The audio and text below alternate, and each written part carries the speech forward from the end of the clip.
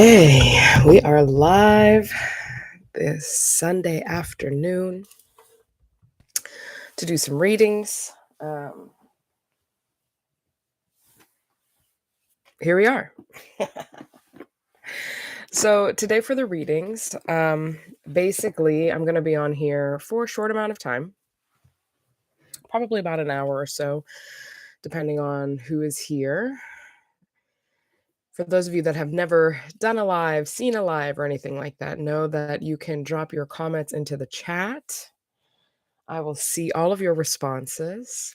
This is also the way to communicate with me if you would like a reading. For those of you that would like to save your spot, like guarantee yourself a reading, what you're going to do is send over payment to my Venmo account, and that'll secure a spot. It'll probably give you a little bit more of a length of reading as well.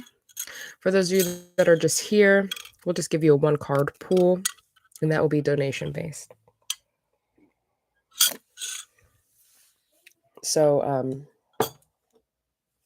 just giving people time to log on. And I'm also going to grab my daily ohm book because I do feel that it is important to kind of like open up with a message. Oh.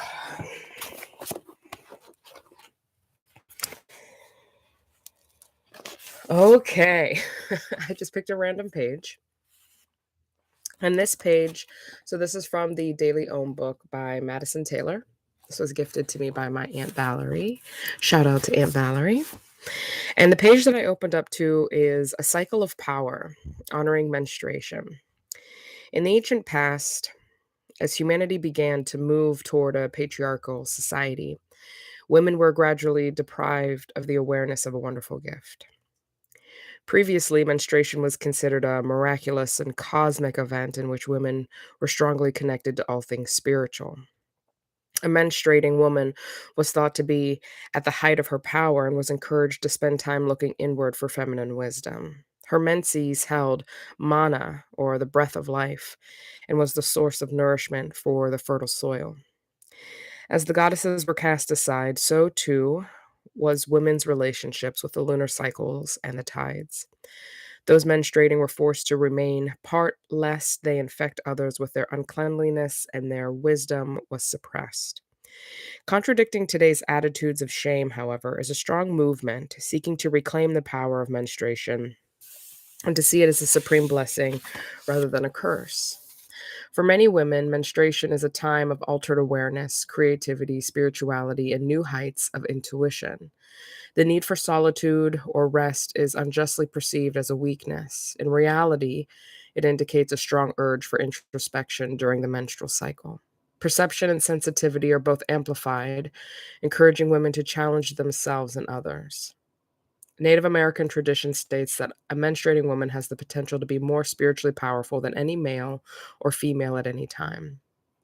Some may experience these changes during different spans of the cycle. It is not uncommon to experience a stillness and desire for quiet during the first part of menses and extreme clarity during the latter part. And in ignoring or denying such feelings, men and women alike lose touch with feminine power and the awareness of the value of menstruation. It may be helpful to understand that this is a natural time within the moon cycle to retreat from worldly concerns and embrace transformation. Women may enter into the cycle one way and find that they emerge renewed on the other side. Harnessing the inherent power means listening to intuition, noticing unique synchronicities, and understanding the core of oneself. It is a gift from the body to the earth and from the body to the mind. I really love this because the reason why I hopped on today to do readings is because today is my mom's birthday. And so this concept of menses and women, right, leads me back to like the bloodline. The bloodline that ties us directly to the feminine energy and the females in our bloodline, and how we also get our potency and our magic from them as well. And it brings up this concept of how many of us, how many of the women in our family line have been denied the right to see their power, or the right to embrace their power? And when we hear the word power, sometimes it can feel like very intense, you know? What if we reduced it down? Not reducing it down, but what if we shifted or transformed the word into gift?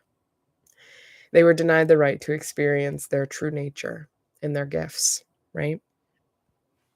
And so when our mothers and our mothers' mothers lose that gift, lose the right to see, embrace, live in that gift, then that gets handed down throughout the bloodlines, right? And slowly, slowly, our magic, our divine right, our divine nature is taken away from us and can be ultimately manipulated to be used against us, right? Uncleanly, you're unclean, you're not imperfect. So just keeping that, just something that came through for me as I read that. So if anybody is here and would like a reading, please feel free to drop into the comments. I have a couple of cards here. Again, if you're interested in, a reading with a little bit of depth to it, go ahead and send that donation over to Venmo. And for those that are simply okay with a donation of your choice or just to receive today, go ahead and drop into the comments. Like, I'd love a reading.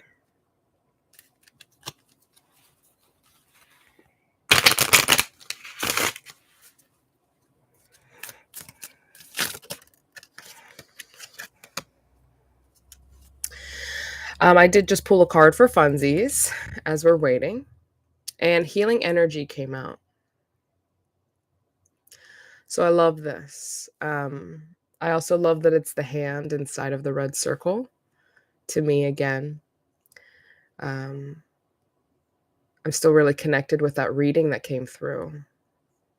So your unique handprint inside of the droplet of your bloodline, your unique healing power inside of your it looks like a little blood cell, red blood cell, the unique handprint. Hey T, yeah, I'd love to give you one.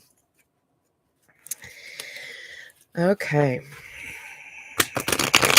So let's go ahead and get started. Grand rising, everybody. Check in, see who's here.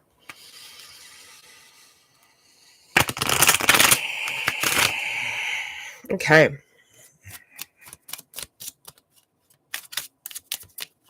For those of you that have sent the $25 in-depth reading, like live reading, please make sure that you drop into the comments. I believe it was more joy.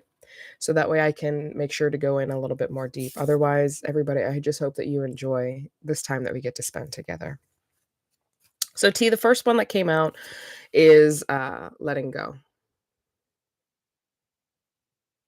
Okay. And as I look at this card, I'm just going to get a little clarifier. And I am going to go ahead and connect to some of your guides currently to see the extent of this message. Okay. They're talking about certain identities, certain mindsets. Okay. It seems like there are certain stories, certain sentences and phrases that are being played out in your mind that are disempowering you. I'm just gonna have to grab these. Oh my, lots came out here. Okay, and the abundance card came out. So I think that this is coming up in a couple of different ways. Can somebody please step forward and clarify that for me? Yeah. Okay. So they're talking about how there are just some stories that are playing in your head, like we said, right? And they're talking about really beginning to cultivate a certain story that entertains the depth of your physical body and your spiritual existence. There is a story that isn't being told. There's a part of your story that is kind of blocking you from being able to really step in and own the potency of your spiritual existence. Okay. I also feel like the story is bringing you abundance in one area of your life, but the story is also preventing you from truly stepping into full abundance in all areas of your life. Okay. So the process of letting go of these certain mindsets, these certain identities, like that word is coming in strong, like the identity, the belief systems, um, is really what wants to be acknowledged in order for you to achieve a certain level of mastery. They also are just bringing a message forward of reminding you that you are lovable, okay? And then when they bring me to the word lovable, and again, they're talking about like you can see the two birds on here. One is the black bird facing one way, one is the white bird facing the other way. Um, I think what they're trying to do is to help you understand that some of the traits that you really identify as positive, as potent, as powerful, they do have shadow aspects to them, right? Like if a person is an extremely confident person, what is the shadow aspect of that? They might sometimes be a little unmoving, inflexible, right? Like they can sometimes be a little bit not just in leadership, but maybe a little bit too bossy, right? And what I mean by bossy, right? Sometimes we take this word as like bossy. No, what we mean by that is there's a difference between being a boss and being a leader, right? So learning how to step into kind of like a more balanced identity of confidence and leadership. Now, again, this is simply an example, right? I'm not saying that this is exactly the word, right? We're using confidence as an example to understand that a lot of people crave confidence, but when another person's confidence starts to push up against what they want, then they're going to label it as something else, right? So knowing that it really has a lot to do with perspective, and again, with that word perspective coming in, it's like it's something that we need to let go of because it's preventing you from realizing how lovable you are. It's preventing you from realizing um, how abundant you are and the abundance that can be made. Um, and thank you. And it is almost preventing you from stepping into your mastery. How does that feel? Does that resonate with you as they were talking about that? At the bottom of the deck, "Slow but Steady" came out, and it was interesting because I was looking at the sun that's on this card next, and this at the bottom of the deck is "Slow and Steady." So I do feel like maybe one of the things that, it might be nice to let go of is the concept that you have to be it all right now, like, this really is a journey. So it might be nice to just allow yourself to explore your spiritual and human um, existence rather than trying to understand it and know everything about it right off the bat. It can unfold. It's okay for things to just move slowly and for you to enjoy the ride. And also that is very like masculine energy, right? So we were talking about, I don't know if you were here, but the excerpt that came out of the Daily Om was talking about the difference between the matriarchy and the patriarchy, right? And so the patriarchy kind of forces things to be a certain way rather than um, the feminine energy, which is like really surrendering to the flow of the menses, uh, surrendering to the flow of the moon, surrendering to the flow of the tides, right? So I almost feel like there's some level of opportunity to surrender into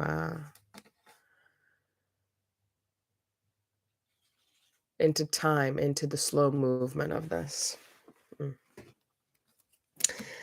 So, that is what I got for you, sis. If you have any questions, if you want any expanded or extended or elaboration, or if you have a question, you're welcome to drop that in too. And for anybody else that is here, please feel free to hop in and say hi in the chat and get a reading.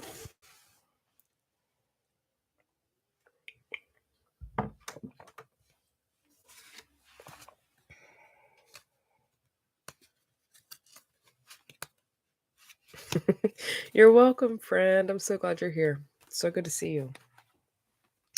Also, for those that are here, don't be afraid to share this with some people.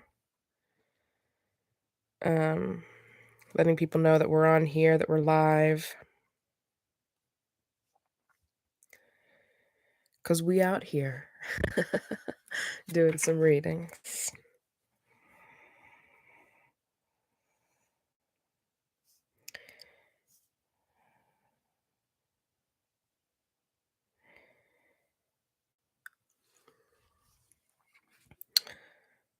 What's going on, everyone? If anybody would like a reading, just drop into the comments. I might do like a collective reading for like our community. See what is going on there.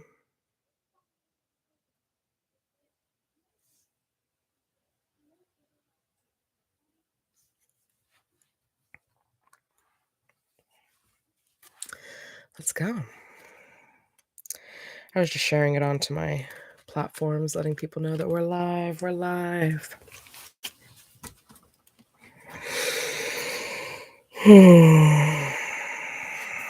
That full moon energy was pretty wild this past time, I have to say.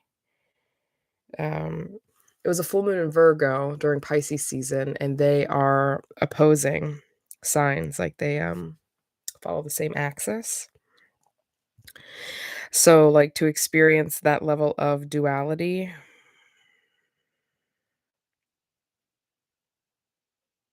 was fun.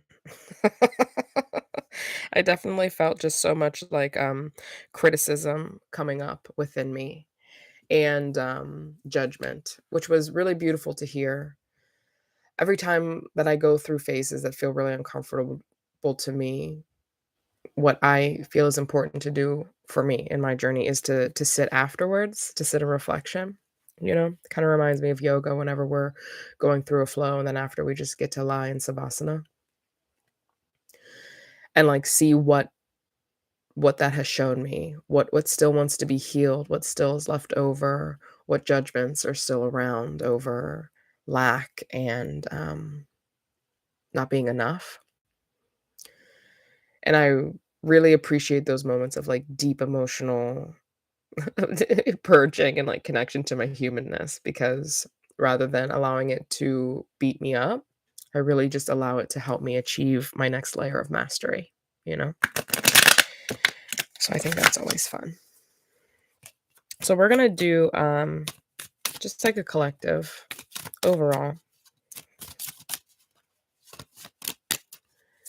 And I'll stay on here for about another 15 minutes, see if people want to come on. Get through this reading. Ooh.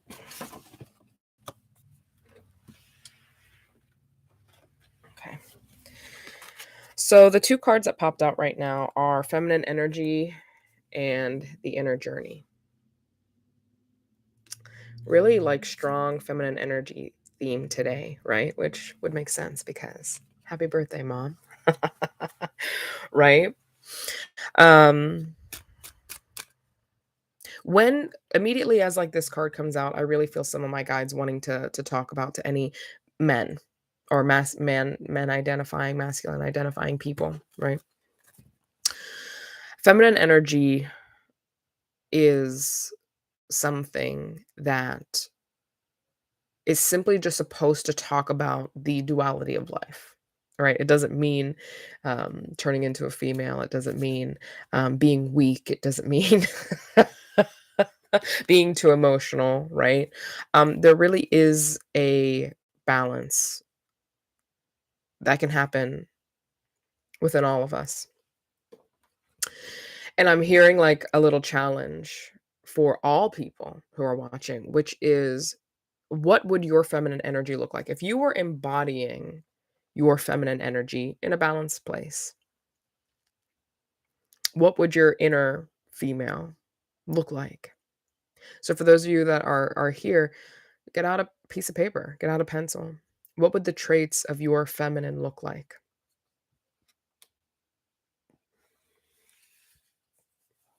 And you may use words like strong, powerful, which sometimes are associated with men, right? Masculine. But if we are standing in the potency of our feminine energy, the inner journey would be, okay, I'm going inward. I'm meeting my inner feminine, going on a shamanic journey into my inner feminine. What does she look like? What does she feel like? What does she smell like? What does she taste like? Okay. And how can I integrate her into my life more regularly? And what comes up here is the feminine energy, is your feminine essence something that other people have told you to be?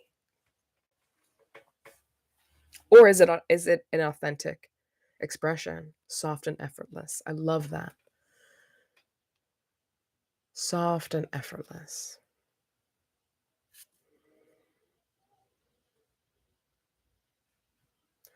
I feel like if I were to really to tune in with my feminine, she would be carefree.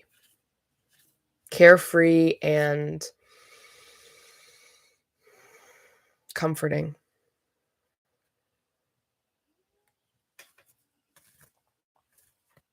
So for those of you that identify as people who are carefree, those masculine, for men that identify as carefree, that might be more feminine energy, right? And maybe sometimes we can be so carefree that we lose track of the balance, which is the masculine energy. There is an opportunity for us to have some level of care, even inside of our carefreeness. Otherwise, our carefree might turn into careless and thus imbalanced, right? Imbalanced. What is the outcome of the inner journey to the feminine energy? For those that decide to call into their life that inner journey to the feminine energy of reality. Let's say about that. You. Changes. When we go into that, something's going to change. What's going to change? It feels like a really positive card, honestly. Death.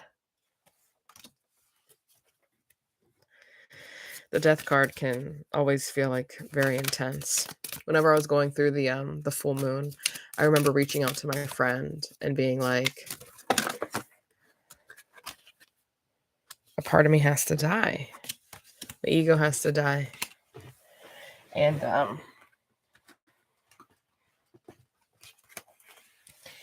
it's interesting. And I know these, like my cards keep flying all over the place. I know it's because some people might be watching this later. And spirits, like all these spirits are like, talk about this, which is sacred. And I love that. And thank you. And for all of those that couldn't make it to the live, stay on the lookout. But it reminds me of this song that goes, I think I lost something in the water. I tried to swim to it. I could not swim to it. Do, do, do. What does she say? Lost something about drowned in the dream that should have made me stronger. I tried to swim to it. I could not swim to it.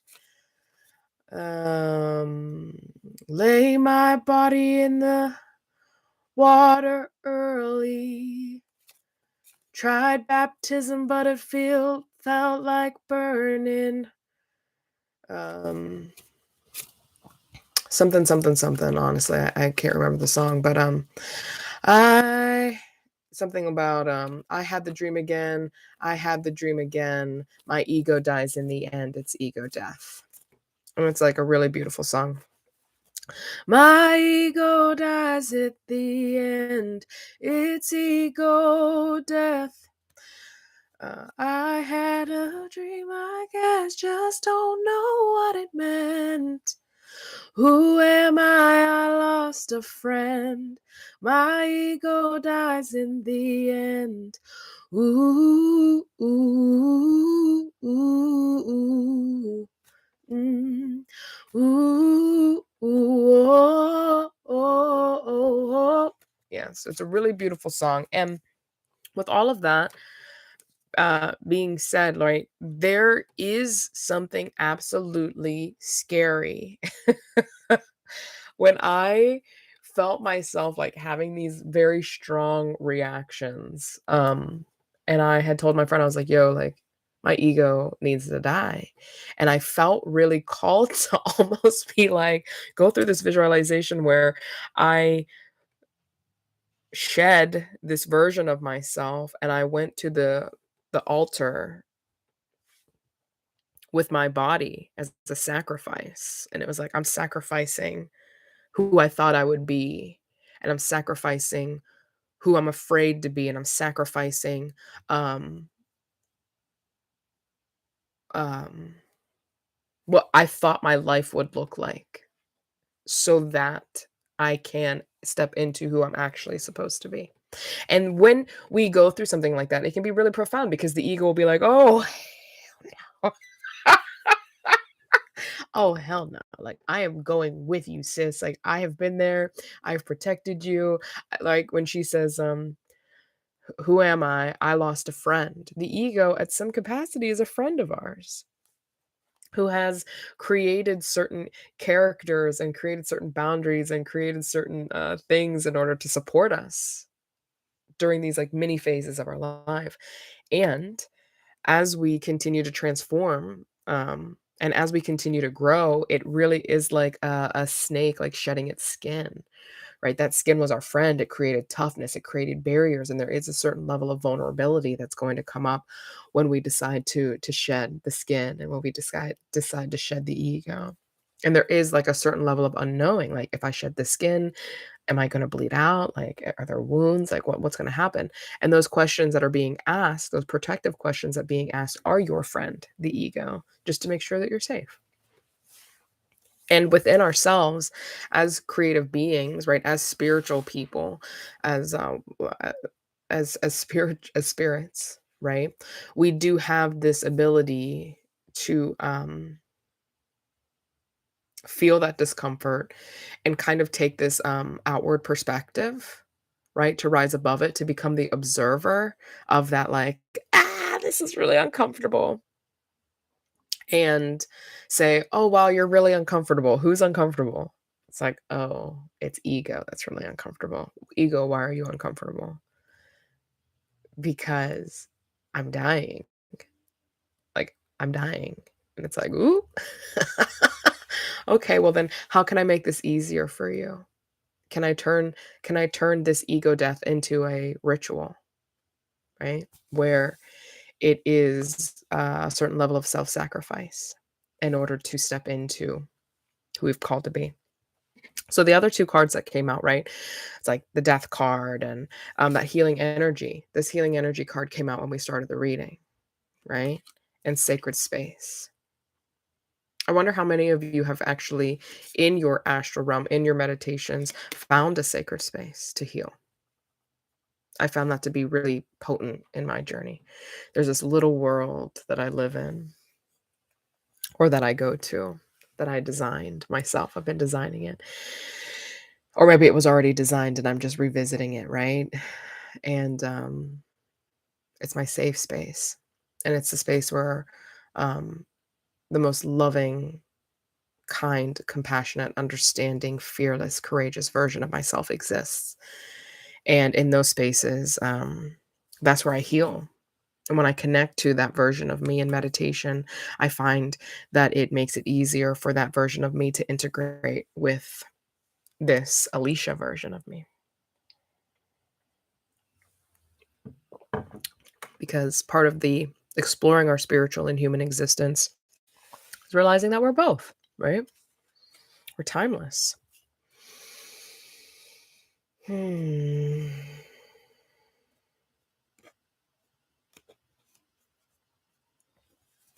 Yeah. Shout out to Spirit for all of those really great messages coming through. What's the action? So for those that are here, for those that are going to watch this later, do we have any advice? Can I get an advice card? Yeah, that feels really good. Other than self-sacrifice, other than, like, let's get real. They offered a lot in that channeling, right? Realizing that if you want to grow, certain parts of ego have to die, and that there are sacred ways to support ego's death. It doesn't have to be so violent, right? That's really the inner journey into the feminine energy.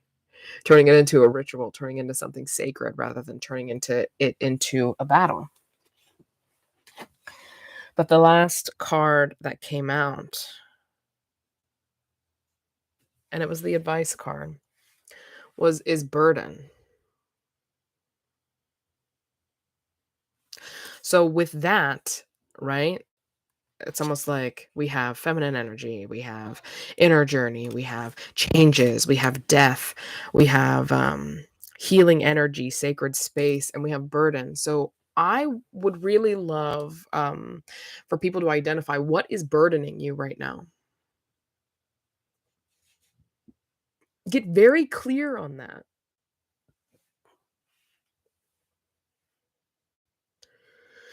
And I heard that. Thank you.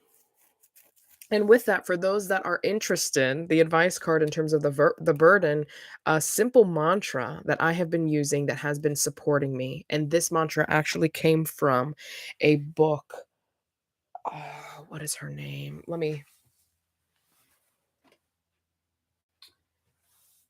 I keep all my stuff right next to me because I love to read the book before I go to bed. I'll for those of you that are interested in the book, just message me. I'll tell you what it is.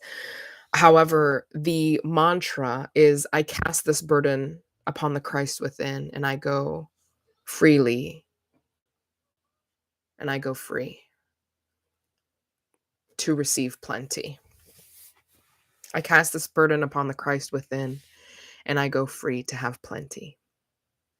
And anytime I have something that is like really bothering me and I can't stop thinking about it, and it just like wraps me up inside of itself, I will start repeating that mantra. I cast this burden. And you can even identify the burden of judgment, the burden of criticism, the burden of control, the burden of judgment, the burden of jealousy, the burden of lust, the burden of confusion, whatever the burden is. And I think that when you're able to identify what the burden is, then that is helpful. And if you can't identify what the burden is, your highest self knows. I honestly don't get specific because if I'm being honest, you can take all of them. You know what I'm saying? Like, I cast all of these burdens, seen and unseen, known and unknown, upon the Christ within, and I go free to have plenty. And the more I practice it when I'm at peace, right? When I'm not in some like emotional turmoil or inside of a burden, the more I connect to that energy, right? It's like when you work out on the easy days, it makes it a little bit easier to work out on the hard days physically, right? Through method, not necessarily through mental. Um, yes. So for those that would like to hear that again, I cast this burden upon the Christ within, and I go free to have plenty. Okay. And that is going to be the message, the method. Um, I'm gonna I'm gonna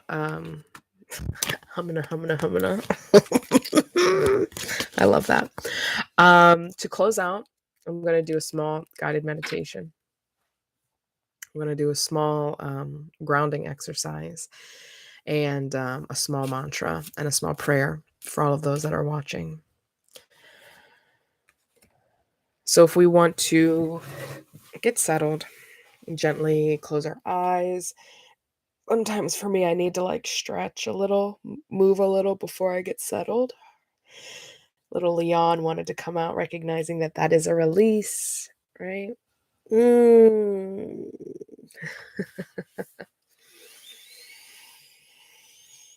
Take a deep breath here. Exhale out of the mouth. That's the sigh is a beautiful way to connect more deeply with the body. Inhaling again. Exhaling through the mouth.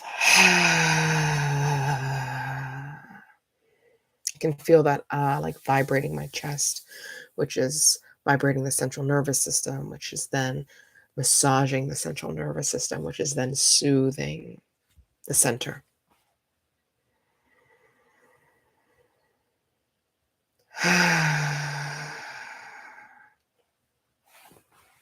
So just allowing that breath to go in and out.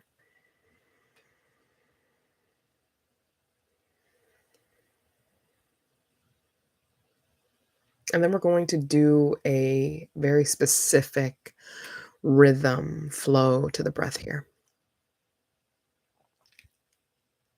So taking a full exhale, we're going to inhale, visualize the air coming in through the nose. We're going to exhale from the nose down into the middle of the back. We're going to inhale from the middle of the back down into the pelvis.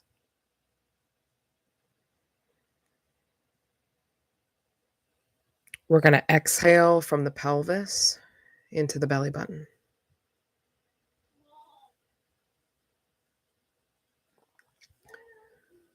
We're going to inhale from the belly button into the chest. We're going to exhale through the mouth, out from the chest, out of the body.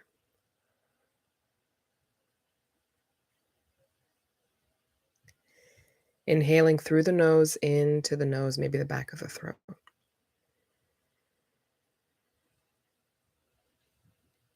Exhaling into the mid-back.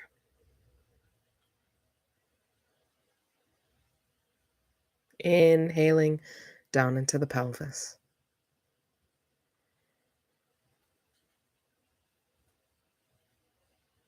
Exhaling into the belly button.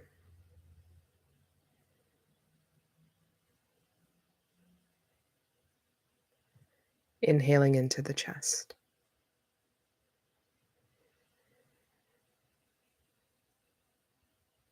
Exhaling out of the mouth and out of the body. I'm going to instruct this one more time, and then you can continue to do that flow of breath on your own. Into the nose, maybe into the back of the throat.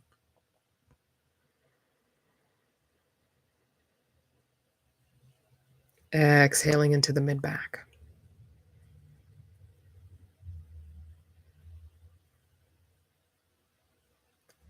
Inhaling into the pelvis.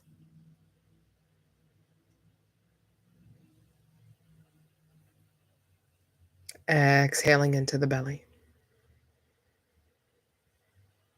I can feel some of you moving that, like right in the belly. So inhale that up into the chest.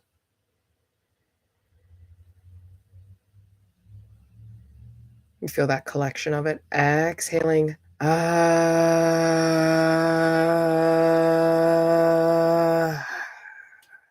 Maybe your body wants to shake and move a little bit, moving that energy out. Maybe your body wants to stretch a little. I feel it especially through the shoulders and the chest and the neck as well.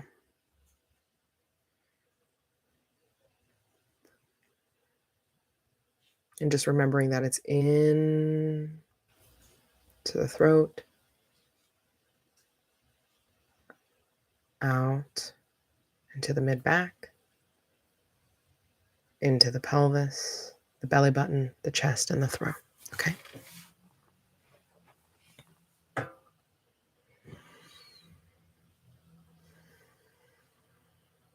And as you're breathing, I'm just going to channel some messages, and I'm going to be doing some shamanic healing on all of you as you do the breath. White light is a great light to visualize,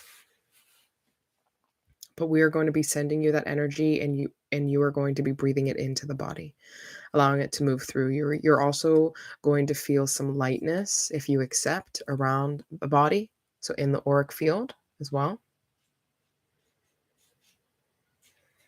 And we really want to do also kind of get into the chest and the throat here. So remembering as you breathe and you feel that build up into the chest, exhaling it out of the mouth and out of the body, really seeing it, really feeling it.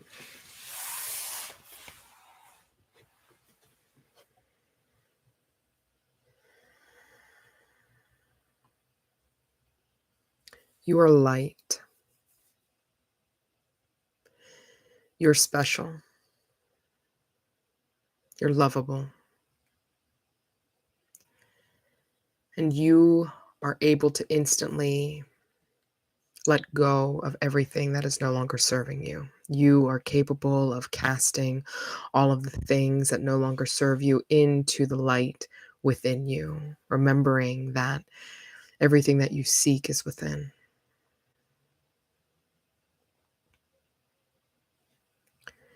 You can be precise simply through your intention, not needing to know the method, not needing to identify as a master, but deeply knowing within that with your intention, with your desire, with your asking, and with your receiving, that in this moment, as you breathe in and out,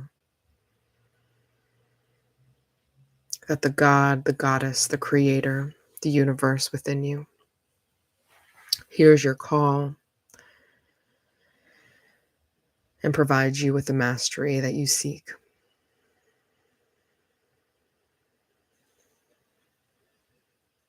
You are perfectly designed. Your body is perfectly designed. Your spirit is perfectly designed. And it is wise. And it is ancient. And it knows exactly what to do as you breathe in and out. And set your intention to cast these burdens wherever they need to go. Whether it is out of the body with your exhale or maybe somewhere deep within. We call upon the violet flame that resides in the heart space. Maybe with your eyes visualizing this violet flame, sacred and holy, beginning to grow and consuming all of the things that no longer serve you. Allowing the breath to give breath to that sacred fire, to that inner flame, and allowing it to grow and grow and grow. You can feel it over all of your body, activating throughout every cell and all of the spaces in between, consuming you. And for those identities, for those beliefs, for those burdens, are lovingly sacrificed into this violet flame, knowing that they are not burned, but they are transformed and transmuted lovingly, that these burdens are received and seen and respected and adored, that they are transmuted into mastery, into health, and into wellness in mind, body, and spirit. And if you receive this, saying and affirming, and so it is, and so it is, I say it is so, and so it is.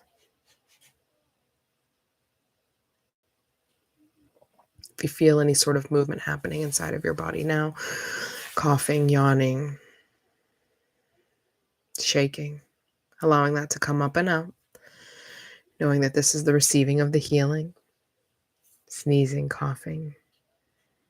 Some of you might get a little upset in the belly. That's okay. Releasing it, letting it go, letting it come up and out. As a loving sacrifice, right? As a loving letting go. And thanking all of those things that no longer serve you, thanking them for leaving, knowing that they are loved and honored and respected. Awesome. So still allowing that breath to flow in and out. I felt that movement. Congratulations to all of those that received that healing. It was super dope. You all did super great. And knowing that even if you aren't watching this live, for all of you that come at a later date and time, that this healing is timeless, like you.